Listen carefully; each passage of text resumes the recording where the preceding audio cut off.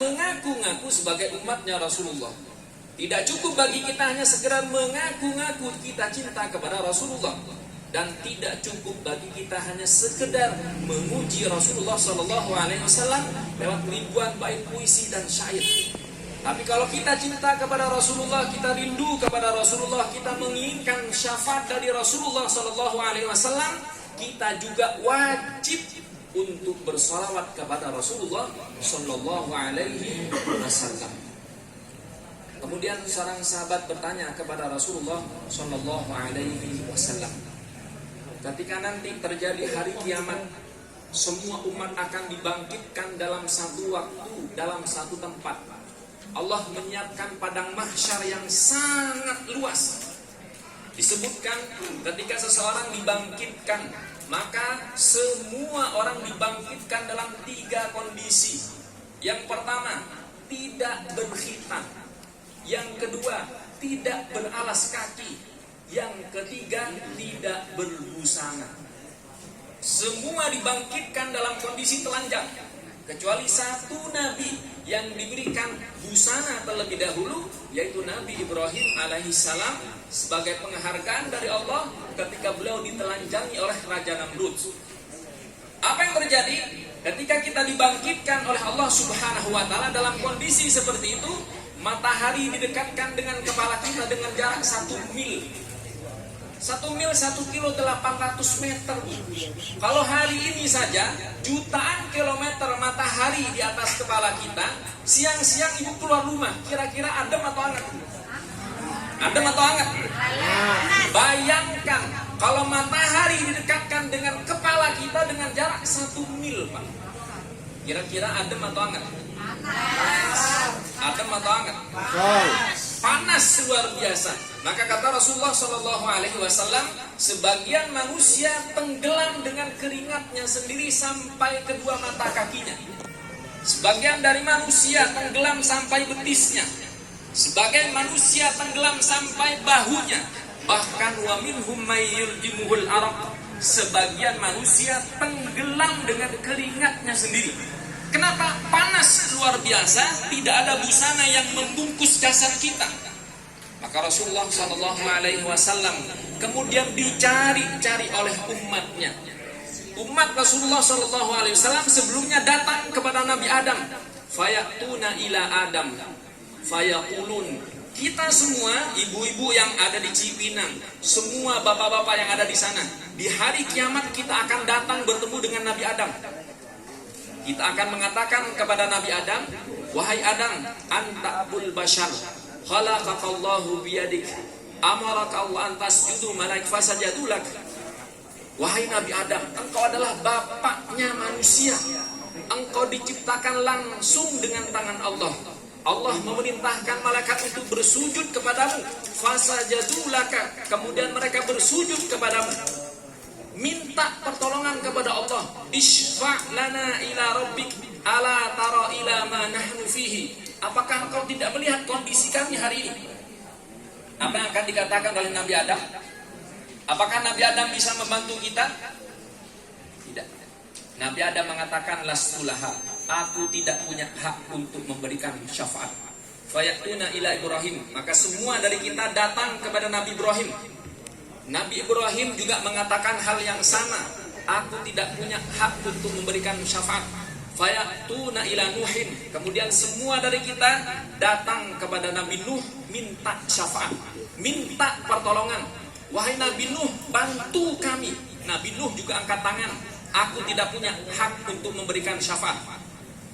Kemudian kita semua datang kepada Nabi Musa, datang kepada Nabi Isa. Semua Nabi Ulul Azmi yang berjumlah 5 itu angkat tangan, kecuali Rasulullah SAW. Dalam kondisi semua manusia, dari umatnya Nabi Adam sampai umatnya Nabi Muhammad SAW, semuanya berkeringat, semuanya tidak berbusana, semuanya tidak berkhitan, semuanya tidak beralas kaki, datang kepada Rasulullah SAW minta bantuan. Apa kata Rasulullah SAW? Analah, akulah satu-satunya Nabi yang punya hak untuk memberikan syafaat. Maka Rasulullah SAW mengatakan, likulli nabiyyin da'watun mustajabatun yad'u biha fata'ajjala kullu nabiyyin da'watuhu wa inni uridu an akhtabi'a syafaati li ummati. Setiap nabi dan rasul yang Allah utus diberikan doa pamungkas. Ketika doa dipanjatkan pasti akan Allah kabulkan. Semua nabi sudah menggunakan doa pamungkas itu kecuali Rasulullah sallallahu alaihi wasallam. Bapak-bapak, ibu-ibu, siapa yang hadir hari ini ingin mendapatkan syafaat dari Rasulullah sallallahu alaihi wasallam? Siapa yang ingin mendapatkan syafaat dari Rasulullah sallallahu alaihi wasallam? Siapa yang ingin masuk surga bersama dengan Rasulullah sallallahu alaihi wasallam? Siapa yang ingin dibukakan pintu surganya oleh Rasulullah sallallahu alaihi wasallam? Maka ketika Rasulullah sallallahu alaihi wasallam membuka pintu surga, ditanya oleh malaikat Ridwan, "Man anta?" Siapa kamu?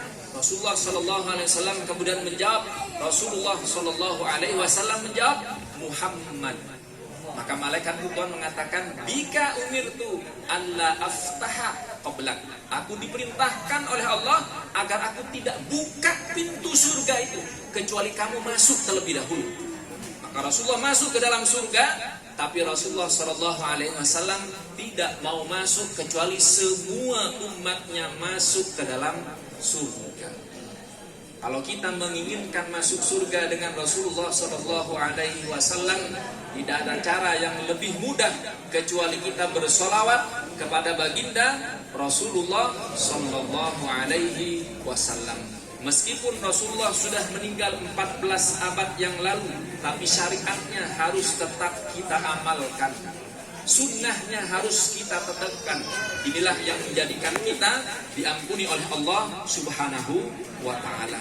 Maka bagi seorang bapak punya kewajiban untuk memberikan nafkah kepada anak dan istrinya. Seorang istri punya kewajiban untuk tunduk dan patuh kepada suaminya.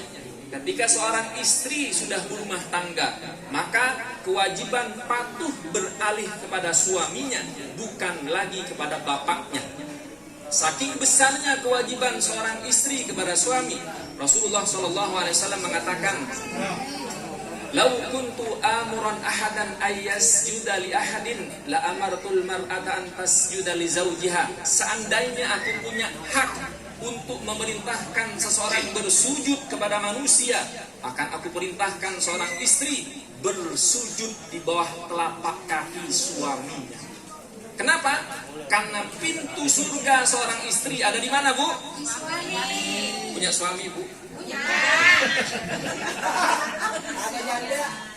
Pintu surga seorang istri ada di bawah telapak kaki siapa? Tapi pintu surga seorang suami berada di bawah telapak kaki ibunya. Maka jangan ada seorang istri yang menghalangi suaminya mendapatkan pintu surganya. Banyak istri bertanya, "Ustaz, kenapa suami saya lebih sayang kepada ibunya?" Seharusnya ibu sebagai seorang istri bersyukur punya suami yang seperti itu. Kenapa? Ibu punya harapan kelak anak-anak ibu akan mementingkan ibu daripada istrinya. Tidak bisa kita bayangkan betapa sakitnya seorang suami, betapa sakitnya seorang istri ketika anak yang dia besarkan lebih mementingkan istrinya. Betul atau tidak, Bu? Maka kata Rasulullah SAW, "Birru abakum yaburrukum abna'akum." Berbaktilah kalian kepada orang tua kalian, anak-anak kalian pasti akan berbakti kepada kalian. Maka inilah para jamaah sekalian yang bisa kita sampaikan pada malam hari ini. Kita bersyukur kepada Allah Subhanahu wa ta'ala sampai malam hari ini diberikan kesempatan untuk beribadah, di mana kesempatan ini tidak Allah berikan kepada orang-orang selain kita. Kita masih diberikan kesehatan, kita masih diberikan kehidupan, di mana kehidupan dan kesehatan ini tidak Allah berikan kepada orang-orang yang sudah meninggal sebelum kita. Orang-orang yang meninggal tahun kemarin sama-sama memiliki keyakinan seperti keyakinan kita pada malam hari ini. Tahun depan dan tahun-tahun berikutnya mereka masih akan tetap hidup. Ibu-ibu dan bapak-bapak yang hadir pada malam hari ini sama-sama memiliki keyakinan seperti orang yang mati kemarin, bahwa besok kita masih akan tetap hidup.